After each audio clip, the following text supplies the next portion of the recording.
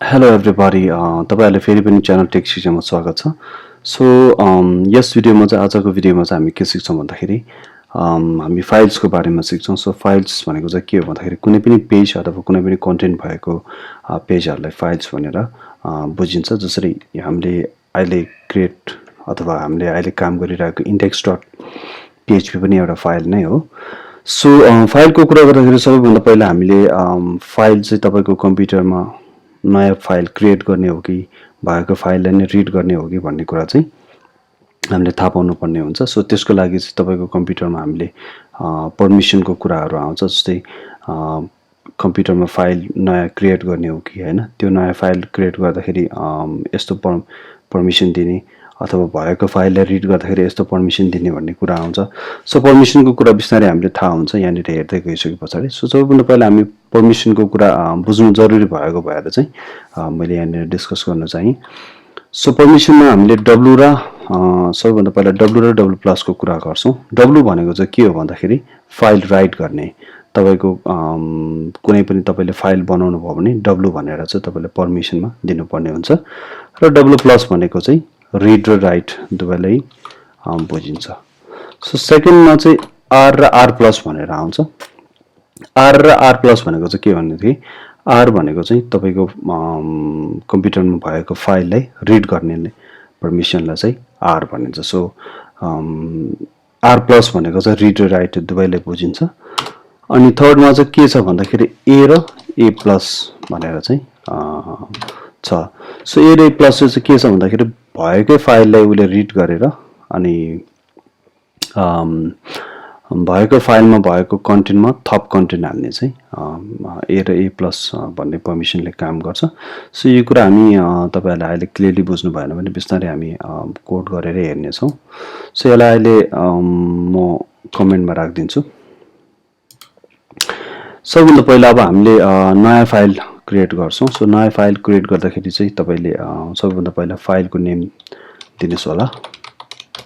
File name भनेर हामी एउटा भेरिएबल बनाउँछौं र फाइल नेममा हामी दिन्छौं file.txt भनेर हामी एउटा फाइलको नेम दिन्छौं।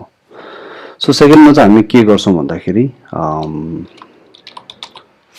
फाइल भनेर एउटा भेरिएबल बनाउँछौं। त्यसमा चाहिँ हामीले फाइल बनाउने fopen को फंक्सन दिन्छौं। सो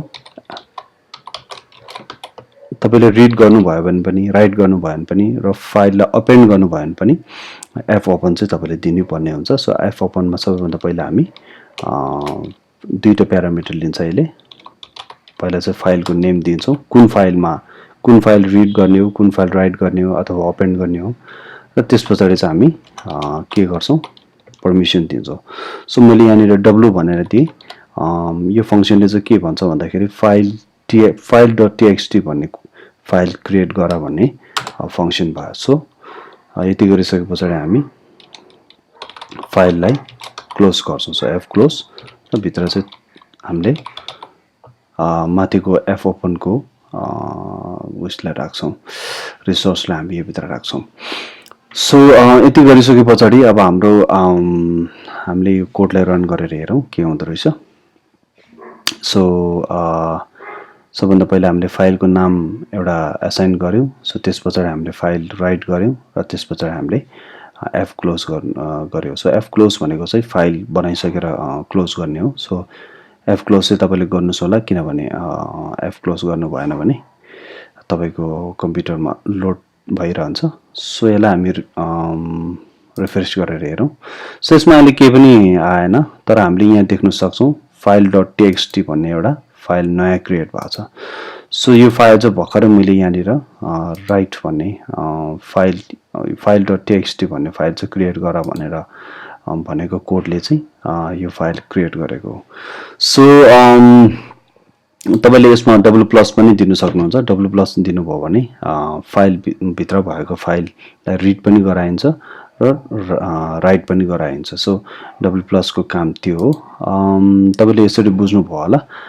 र अब नेक्स्ट भिडियोमा चाहिँ हामी फाइलको भित्र भएको कन्टेन्ट, फाइल भित्र चाहिँ हामीले थप कन्टेन्ट कसरी लेख्छौं र फाइल भित्र भएको कन्टेन्टलाई चाहिँ हामीले कसरी रिड गर्छौं भन्ने कुराले हेर्ने छौं।